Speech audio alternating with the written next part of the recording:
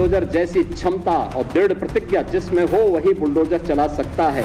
Bulldozer में दिमाग नहीं होता, स्टीयरिंग होता है उसमें। माफिया अगर सिर उठाने का दुस्साहस करेगा तो उसको मिट्टी में मिलाने का काम भी सरकार करेगी। न्यायालय का बुलडोजर चला या बुलडोजर नहीं चल सकता। दंगाइयों के सामने और माफियाओं के सामने नाक रगड़ने वाले बुलडोजर क्या चलाएंगे? बुलडोजर को देख करके इनको वैसे ही हार्ट अटैक हो जाएगा।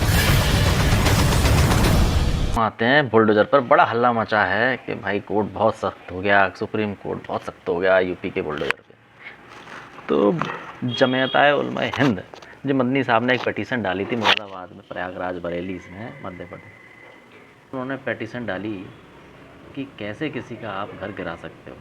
उन्होंने भी कहा कि बिल्कुल सही बात है, आप इस तरीके से किसी भी अभियुक्त का जो भी अक्यूज़्ड है अगर उसका कन्विक्शन भी हो चुका है यानी अपराधी साबित भी हो चुका है तब भी आप उसका घर नहीं गिरा सकते हो।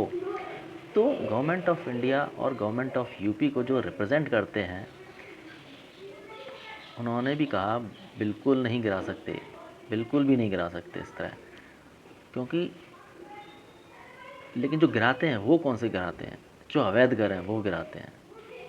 तो भैया जाहिल लोगों खामखा खुश ना हुआ करो, क्योंकि सुप्रीम कोर्ट जो बोलता है वो आपको समझ में नहीं आता है। एक एक शब्द का बहुत मतलब होता है।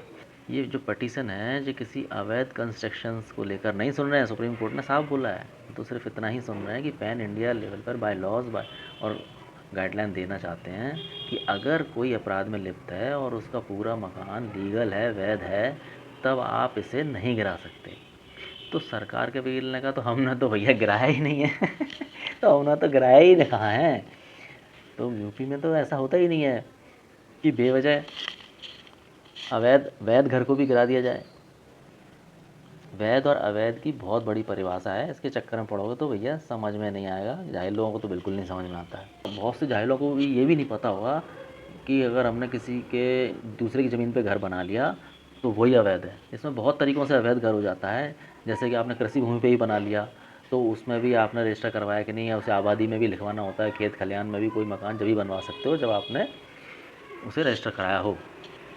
तो वैध अवैध में सुप्रीम कोर्ट ने कोई बयान नहीं दिया है। ये वही सुप्रीम कोर्ट है जिसने हमारे लखनऊ में जो बहुत सारे घर 400 या 4000 मकान गिराए गए थे जब रिलीफ देने से मना कर दिया था, क्योंकि ये सब अवैध घर थे। कौन साहब बोल दिया था सब अवैध है, सब अवैध है। तो जाहिल जो लिख कर भेजते हैं या वो सोशल मीडिया पर बोलते हैं कि ये देखो बुलडोजर पर रोक लग गई, अब क्या करोगे, बहुत तोड़ रहे थे। तो भैया ऐसा नहीं है। 4000 मकान भी तोड़े थे लखनऊ में, मीडिया ही बहुत परेशान था। तो मेरे भाई अगर ज़मीन भी तुम्हारी है, छोटे से छोटा मकान है, अगर 400 फीट का भी मकान है तो ज़मीन भले ही तुम्हारी है, क्या नक्शा पास है? अगर नक्शा पास है तो कितना पास है? 1 मंजिल का है, 2 मंजिल का है, छज्जा निकला है, कितना निकला है, पिलर सड़क तक आ रहा है, नहीं आ रहा है, दूसरे माले का भी अगर सेंक्शन है तो ऊपर वाले का कितना नक्शा पास है, तीसरे का कितना नक्शा पास है। तो जब उसको देखने आओगे तो भैया 100 में से 100 घर ही गिर जाएंगे, बहुत सारे अवैधी घोषित हो जाएंगे। तो सुप्रीम कोर्ट ने बहुत फटकार लगाने के बाद धीरे से बोल दिया कि हम वैध अवैध की कोई बात नहीं कर रहे हैं, यहाँ सिर्फ वैध मकान की बात हो रही है कि किसी अक्यूज़ ने कुछ क्राइम किया और उसका घर नहीं तोड़ा जा सकता। तो दोस्तों कहने का मतलब है कायदे में रहोगे तो फ़ायदे में रहोगे। तो दोस्तों आज का वीडियो मेरा आपको कैसा लगा, लाइक और कमेंट करके ज़रूर बताएं। धन्यवाद।